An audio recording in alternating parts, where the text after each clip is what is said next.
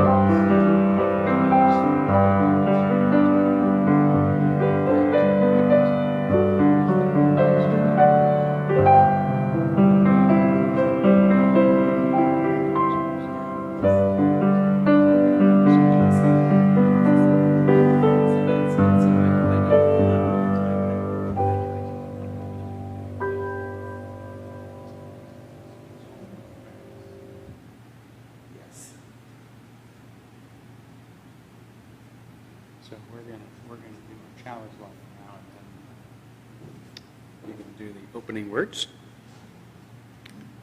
Okay, and as always, we can continue to socialize after our service. I'll be talking a little bit about our hominid ancestry during my sermon today. And one thing that most philosophers and archaeologists and sociologists and psychologists agree upon is that human animals are social animals. So being isolated from one another is pretty hard, and it gets harder all the time because it starts to fatigue us at this point. So hang in there and continue to try to reach out to one another as much as possible whenever possible. So for now, we are going to move forward by lighting our chalice, the symbol of our faith, the symbol of our unity and our solidarity, of our openness and our inclusion, of our community and our individual uniqueness. May this small flame be our offering of warmth to those who are cold and alone, and a light to those in darkness. May it be a flame that ignites justice in our world and a beacon of hope to those in need, and may it reflect at least a spark of truth wherever truth has been lost, and cast a healthy shadow of doubt wherever it's been found.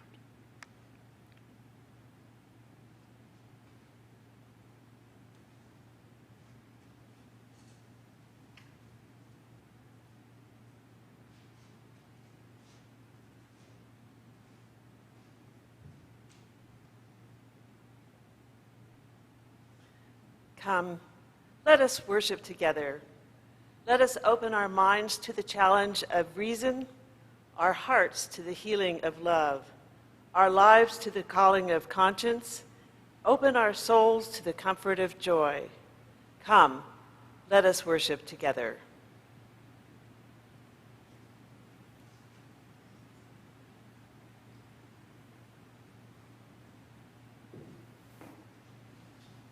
Thank you, Barbara.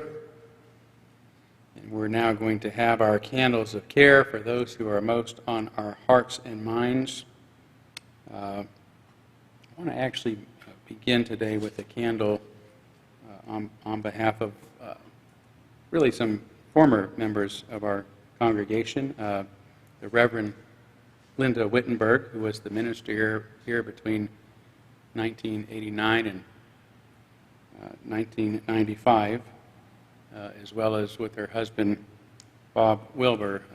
Bob, after a long bout with some illnesses, passed away this last week, and we want to kindle a candle of light in memory of his tremendous light to this community and to our world, as well as a candle of care for Reverend Linda, who remains in the heart of all of us, and just let her know that we're thinking of her at this difficult time.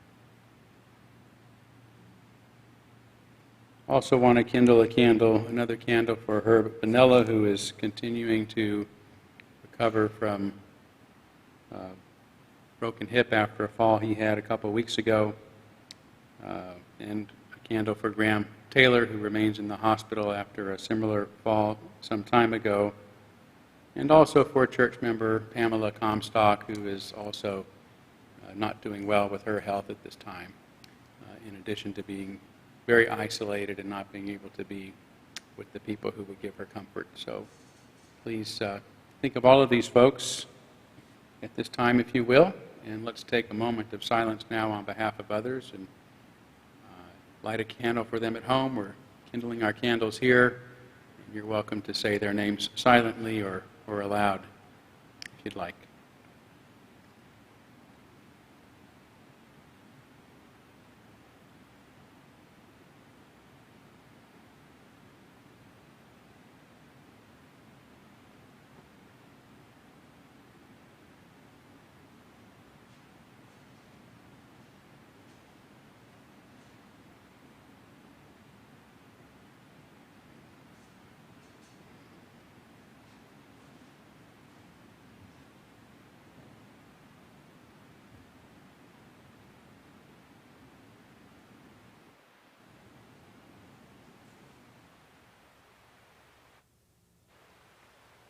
Those named aloud and those embraced in our silence, and all those who are suffering in our world at this hour, we hold in our community with compassion.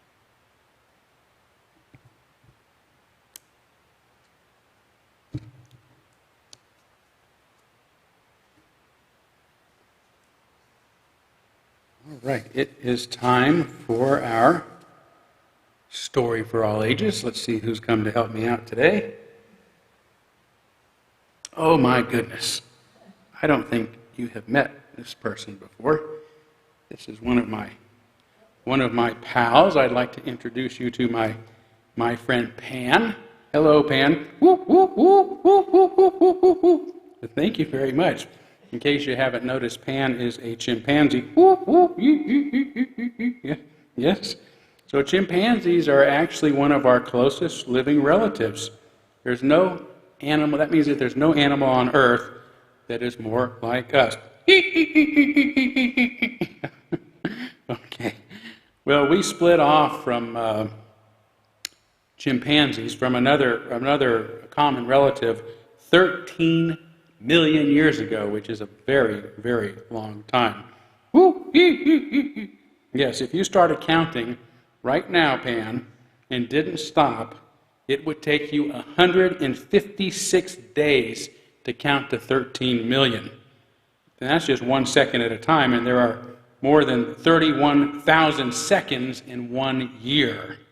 Woo, woo, ee, woo, woo. Oh, hold on, Pan. I don't understand chimpanzee perfectly, but I think if you're counting to 13 million, it's probably not a very good idea. Okay. So the point is really that our two species, humans and chimpanzees, have been on Earth together for a very long time. Yes. Of course, humans have changed a lot since then, and chimpanzees have not changed so much at all. Ooh. Ooh. Well, no offense, Pan. I think you're still just as cute as you always have been. In fact, you are extraordinary. But as closely related as we are, the thing that makes us so different is our use of tools. Woo! Tools. About 2.5 million years ago. Woo! Woo! Ee! Woo! Hold on. You don't want to count to 2.5 million either. It's not as long as 13 million, but it will still take a very long time. Woo! Woo! So what I was going to say is that's how long ago humans learned to make our first tools out of stone. And we've been becoming better tool makers ever since. Oh, yes, yes. That's true, Pan. A chimpanzee did once fly a NASA rocket into outer space way back in 1961. His name was Ham. Yes. I agree. Chimpanzees are very smart. Yes, they are. Of course, you are the smartest chimpanzee of them all, Pan. And that's why we can teach chimpanzees to use some of our tools. But so far, only humans have been able to make tools. In fact, in no time flat, we went from making stone knives to building rockets and computers and smartphones, and who knows what we're going to build next. I'm not sure, but I think Pan just suggested that we try to build a banana tree. Well, the good news is that we don't have to build a banana tree because Mother Nature has already made plenty of them, even if they do need our help to grow. So tell you what, Pan, after church, I'm going to take you to the all-you-can-eat banana buffet. How's that sound? Thank you, Pan. We'll see you next time. Thank you. All right, I'm going to invite Barbara forward to lead us into our meditation.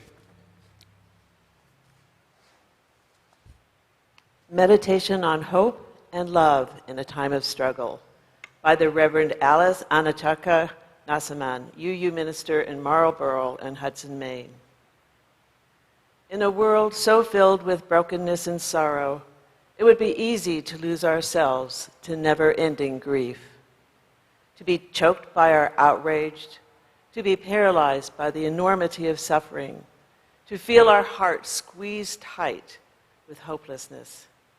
Instead, this morning, let us simply breathe together as we hold our hearts open.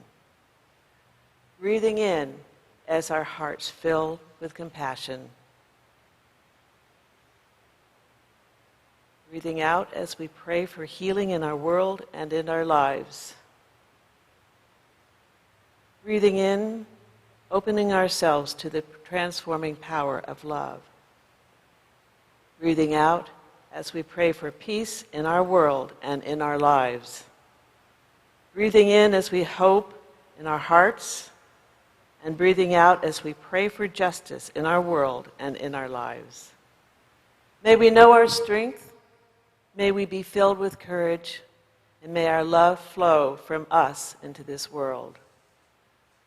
Breathing in, we are the prayer. Breathing out, we are the healing. Breathing in, we are the love. Breathing out, we are the peace. Breathing in, we are the hope. Breathing out, we are the justice. May we know our strength. May we be filled with courage. May our love flow from us into this world. Amen. Blessed be, and may it ever be so.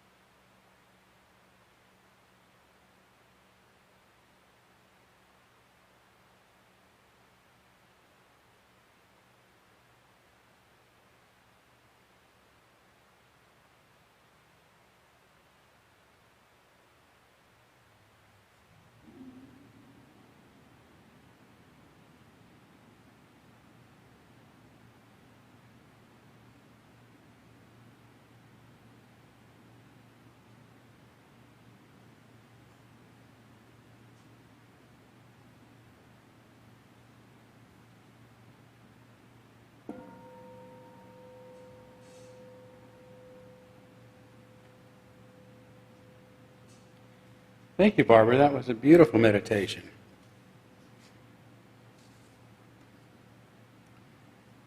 So we have a special musical treat coming up in just a moment, and I want to introduce it just a little bit. Last week, Michelina was so excited to share with me a piece of music that she had been gifted with that is a song most of us are familiar with, I think, Over the Rainbow. But it turns out there was an original version. The music's a little different, the lyrics are a little different, and she got a copy of it and wanted to play it for us. And I said, well, how about next week? And just what we need is a little lift. And she's provided me with the words, the alternative words. So I promise you I'm not going to sing them to you because I said you need a little lift, right? Not levity. But I'm going to read these as our reading. And this was originally written in 1939. When all the world is a hopeless jumble, and the raindrops tumble all around, heaven opens a magic door. When all the clouds darken up the skyway, there's a rainbow highway to be found, leading from your window pane to a place beyond the sun, just a step beyond the rainbow. Somewhere over the rainbow, way up high, there's a land that I heard of once in a lullaby. Somewhere over the rainbow, skies are blue, and the dreams that you dare to dream really do come true. Someday I'll wish upon a star and wake up where the clouds are far behind me, where troubles melt like lemon drops, away above the chimney tops. That's where you'll find me. Somewhere over the rainbow, bluebirds fly. Birds fly over the rainbow. Why, oh, why can't I? If happy little bluebirds fly beyond the rainbow, why, oh, why can't I?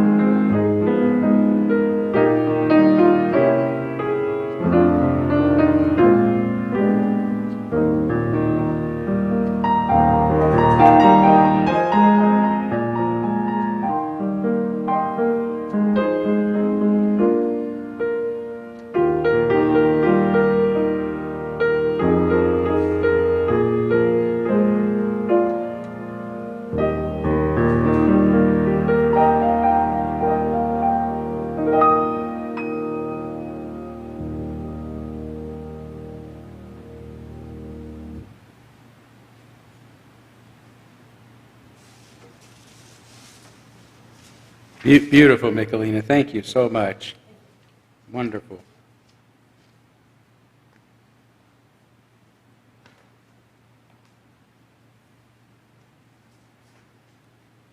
My sermon today is entitled Mitera Techne, How Hominid Coevolution with Technology Gave Birth to Homo Sapiens. During a walk Friday, trash day in our neighborhood, I heard the high-pitched squeal of a garbage truck's repeated braking while moving from house to house, juxtaposed with the chatter of various bird species, and I was struck by the beauty of their blended noises. As I frequently walk alongside Interstate 90 or parallel to it at least, making my way through Finch Arboretum and hear the crescendo of different engines whizzing by, I'm reminded of the soothing ocean waves that dominated the soundscape of my own childhood. Most people, I'm guessing, don't find beauty in the squeal of a truck, nor comfort in the noise of traffic, but I do. I do because I believe human beings, our behaviors, and our inventions are part of nature, and I'm filled with the wonder of it, just as I am by the wonder of all creatures. As I write in my book, Evolution's Way, many consider technology the opposite of humanity, and those who use it a bit inhuman. When it comes to using technology to blow up our neighbors and our neighborhoods, I'd say there's some serious truth to this. What could be more inhuman than killing other humans? Yet anthropologists have also long distinguished tool-making as our species' specialty. And technology is just another word for tool-making. Technology is perhaps the most human kind of undertaking. Fish swim, birds fly, and humans make tools. There is no denying that our tool-making activity is altering our environment so quickly and detrimentally that many species are unable to adapt. Human behavior can be extremely destructive. But this is so for all creatures. Plants and animals, though through activity and encroachment, alter the environment just as the environment alters them. This is how evolution works, through adaptation to adversity. Not all creatures survive. In fact, most do not. The vast majority of all creatures ever to have lived have gone extinct, most by evolving into something new. In Unitarian Universalism, we promote respect for the interdependent web of all existence, of which we are a part. Coevolution is the basis of that interdependence. We change and are shaped by our relationships to everything else. Without gravity or terrain, we would be without feet. Without oxygen, we'd have no need for lungs, just as fish would be without fins or gills were it not for their watery surroundings.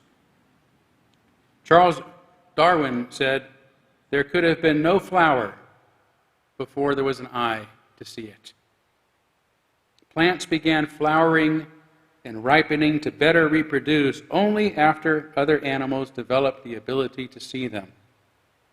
Animals, in turn, have developed color vision, olfactory senses, and the ability to digest their nutrients in exchange. That's coevolution. Plants shape us, and we shape them. Earth shapes us, and we shape the earth. We like to think of ourselves as the dominant species on our planet, but just take a look at all the green grass dominating our manufactured habitats and landscapes, and consider all the water, resources, fertilizer, and weed killer this unassuming species has engineered us to lavish upon it. When describing history, Michael Pollan says, "It makes just as much sense to think of agriculture as something the grasses did to people as a way to conquer trees." Has a war of weeds made us what we are? Have plants crafted our notion of beauty to make us their midwives and caregivers? The entire universe and everything in it evolves. Stars, planets, life, and the tools life fashions. And they do so together, which is what coevolution means, evolving together. Evolution occurs in relationship.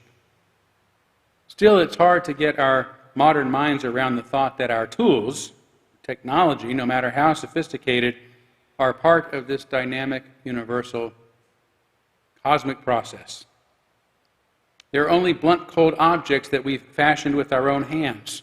We improve them over time as our own understanding improves, but that's a far cry from saying they evolve, which some would restrict only to organic processes. Yet there are many creatures that depend upon other species and forces to help them grow and reproduce, plants being the most obvious. They need birds and bees and bears and wind and humans who desire to plant them in our gardens to help them reproduce and spread their genetic information throughout the planet. But today I want to focus on our coevolution with technology.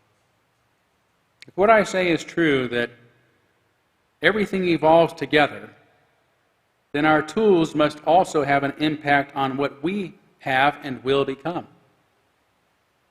If we co-evolve with our technology, then they must have already had and will have an impact on what we have and will become. That's the point of my title, Mitera Techne, Mother Technology. That technology gave birth to us. Without it, I'll venture to argue, Homo sapiens would never have existed. Were it not for the very first tools other hominids used, stones and fire, we'd still be swinging from trees and picking lice off each other's backs. To begin, it may be helpful to understand that so far we've discovered over 20 early hominid species, many of which were thought to have once coexisted. 9 of them were on the evolutionary path leading to us Homo sapiens. The rest died out. Among the earliest of our hominid ancestors was Ardipithecus ramidus, which lived in Ethiopia 4.4 million years ago. Its name means ground root, which is apt because it was a bridge between our tree-dwelling and our bipedal ancestors, the root, if you will, of our beginnings. Ramidus still lived in trees and had those opposable toes, could grab things with its feet, but its pelvis indicated that it walked upright on 2 legs. Although it was no longer as good at climbing trees perhaps as other primates, and Ramidus couldn't walk or run very fast, a geological cataclysm in Africa at the time, resulting in an eruption of high mountain ranges, gave an advantage, special advantage to this unique biped. The mountains were so high they blocked clouds from passing, causing the east side of the African continent to become hot and barren. But being able to walk upright and carry food long distances, Ramidus was no longer dependent upon the vanishing forest to survive, and so was able to endure the dramatic changes in its climate and habitat. 2 hominid incarnations later, Australopithecus afarensis emerged 3.7 million years ago and had become even more suited for walking, indicated by its flat feet. No longer had that opposable toe, which further meant that it had left the trees for good. It is believed to have traveled in groups and lived on plants and insects. Still, it wasn't fast and had no natural defenses, which made its new grassland habitat dangerous. Yet it survived. It survived predation by walking in large groups and likely using sticks and stones to defend itself. And this need for group protection may also be the beginning of human compassion and cooperation, which transformed us into social creatures. Afarensis split off into two other species, one of which eventually led to a physically stronger hominid that died out rather quickly, and to the less robust Homo habilis, which eventually evolved into us. Habilis lived 2.4 million years ago and was initially a scavenger, which included eating scraps of meat off of the bones left by predators. Now, fossil records prove, and this is fairly newly discovered, I think around 2015, fossil records prove the scavenged bones that they ate from were shaved with sharpened stone tools.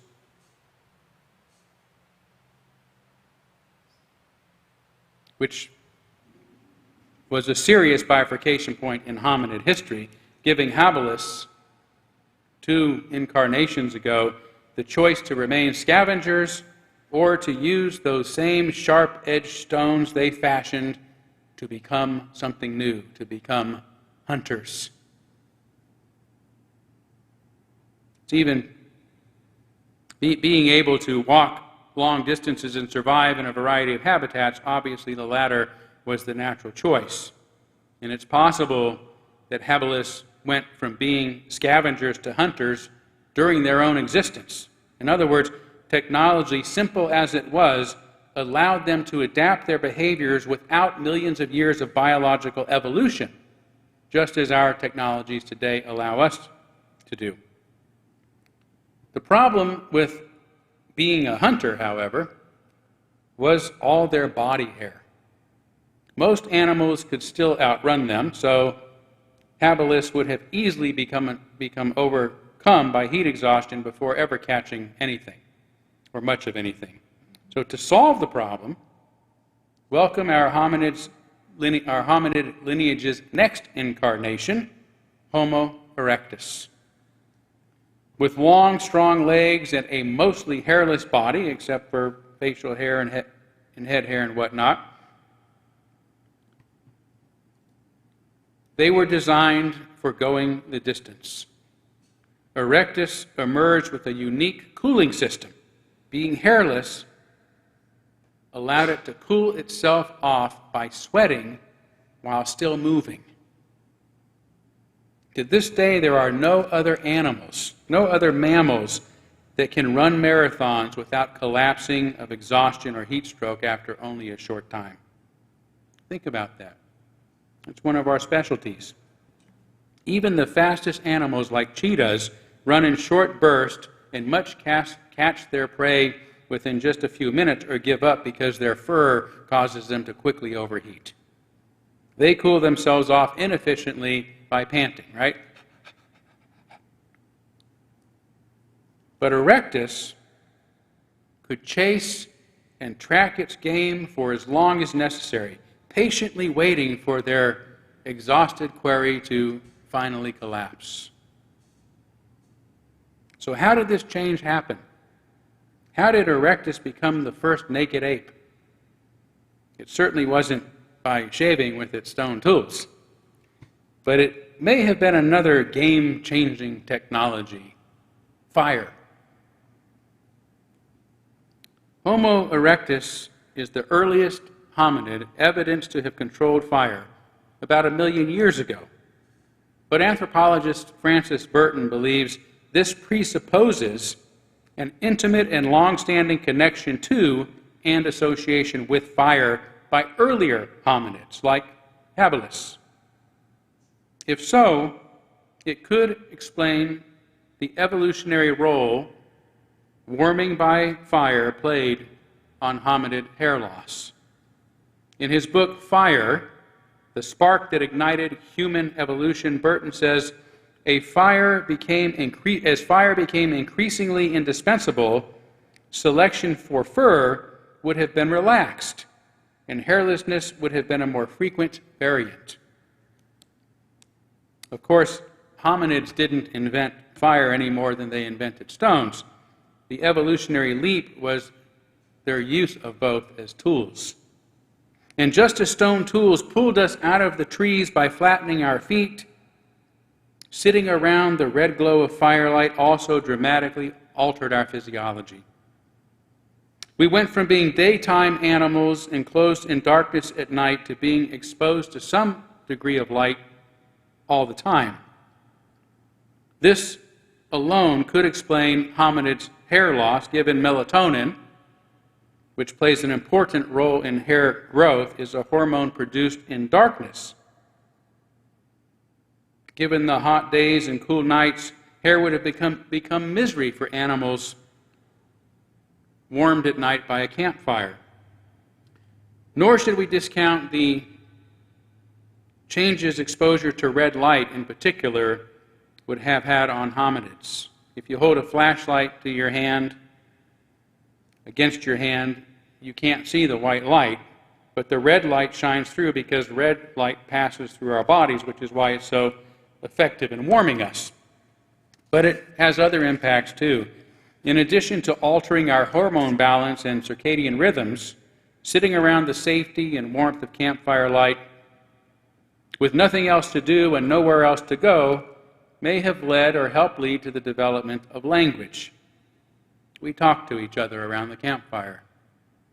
It may also help explain the rapid growth of the hominid brain to 3 times its size in just over 1 million years, which took place during Erectus's epoch.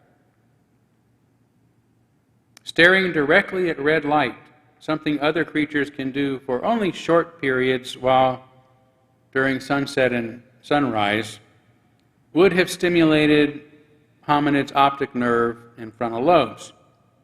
And because melatonin naturally interferes with the formation of memories, Professor Burton wonders if firelight, by inhibiting melatonin, enhanced memory formation and dissociative patterns in this ancestor. According to a Smithsonian article entitled "Why Fire Makes Us Human," eating cooked food also gave our hominid ancestors more fuel to grow bigger brains. Cooking freed up time, the article says. Other great apes spend 4 to 7 hours a day chewing, not activity that prioritizes the intellect. Eating meat also led to shorter digestive systems and also saved energy. My view of human evolution, Burton says, is that the acquisition of fire was the engine that propelled the incredibly fast evolution of humans. Directly or indirectly, it affected cognitive processes, social processes, genetic systems, reproduction, the immune system, and digestion, among others. Fire. I can honestly say we were forged by fire. I'll begin to wrap up by mentioning one more piece of early hominid technology, the atlatl, a tool that extends arm strength by throwing spears greater distances. At the time it was invented, 200,000 to 300,000 years ago, there were 3 hominid species on Earth. Homo erectus eventually spreads to parts of Asia and are those we now call the Peking man or Java man. Others evolved into Neanderthals and went to northern Europe, and those that stayed in Africa became us, Homo sapiens. Although the others were more hardy and powerful, Homo sapiens were smarter in many ways. The Neanderthal brain was larger, but most of its weight was actually in the back of its head, near the occipital lobe, concentrating on giving it good visual abilities. Our brain growth is in the frontal cortex, allowing us to be more analytic and therefore creative. Neanderthals could naturally throw spears a lot farther than us, but we were actually the superior hunters because we invented this technology allowing us to chuck them twice as far as our competitors. And you know the rest of the story. We survived, and they did not. But were it not for hominid's first technologies, stone knives and campfires, the story would have ended very different. Early in our existence, about 190,000 years ago, Earth entered an ice age. It didn't impact Asia, so Erectus was safe, and Neanderthal had already adapted to colder climes. But H. sapiens would have surely perished as the arid African continent became overtaken by glaciers. Most of them probably did. But a group was able to survive the cataclysm by walking south to the continent's southern cape, which was not impacted by this glacial event. That's when the bottleneck happened, when our species became so few that to this day we all remain more genetically akin to each other than most other animals on Earth. As I often say, there's more genetic similarity between any two human beings on Earth than there are between two chimpanzees living in the same troop. There's more genetic similarity between any two human beings living on Earth, no matter our color, our gender, our sexuality, any of that, than there are between two species of warbler that appear to be so identical, the only way you could tell the difference is between their song.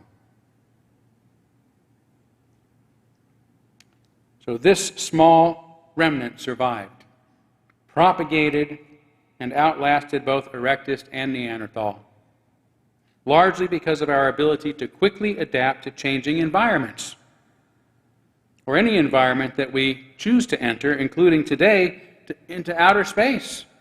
We can survive living in outer space. We've adapted by inventing technologies. Although there are a few other hominids still around today, gorillas, orangutans, and chimpanzees, none of them exhibit anywhere near our tool-making abilities. But the point here is, were it not for our most primitive technology, stone tools and controlled fire, we wouldn't exist at all. It was stone knives that turned us into hunters, stone tools that flattened our feet and elongated our legs, and fire that changed our cooling systems so that we could traverse great distances without collapsing, and may have even made us smarter in the process. The technology came first. The technology came first, shaped us, and made it possible for us to survive outside the trees, to walk that long journey south, and to eat and stay warm along the way. Without these technologies invented by our hominid predecessors, it's not possible for Homo sapiens to have ever existed at all, let alone to have survived that cataclysm 190,000 years ago. Technology is our mother. We co-evolve with her and are part of the interdependent web, both advancing together. Today our tools are far more complex than stone knives and campfires, precisely because they are part of a natural evolutionary process. And just as they have helped make us what we are, they will help shape what we are to become, even while we are shaping them. Tools are but an extension of our humanity, just as that atlatl extends the strength of our own arms. We are the tool-making species. That's our behavior. It defines us. It's natural. As a humanist, I like to keep all of this in mind because it helps me frame humanity in the positive light it deserves and needs. We need to think better of ourselves. For centuries, we've been taught that human nature is a naturally flawed creature and that we are separate from nature to begin with. So we consider the squeal of brakes and the noise of traffic and all our other technologies as proof of our unnatural and unholy existence. But it's all nature, sometimes terrifying, sometimes beautiful, and always astonishing. That's what we are, astonishing.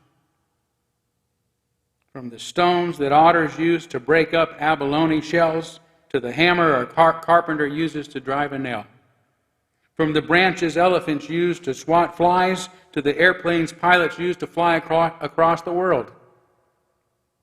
From the marine sponges dolphins sweep the ocean floor with to uncover prey to the telescopes astronomers use to discover distant worlds. It's all natural.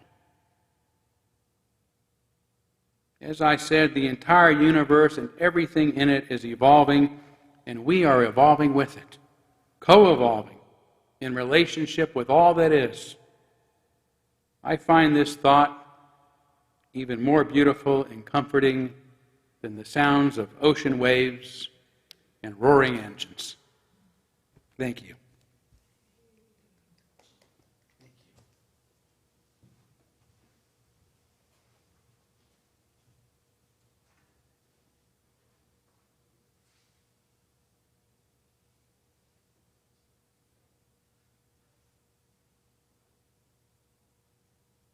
May we all be seen and heard and loved. Reverend Connie Simone. Amen. Blessed be, salam alaikum, and shalom.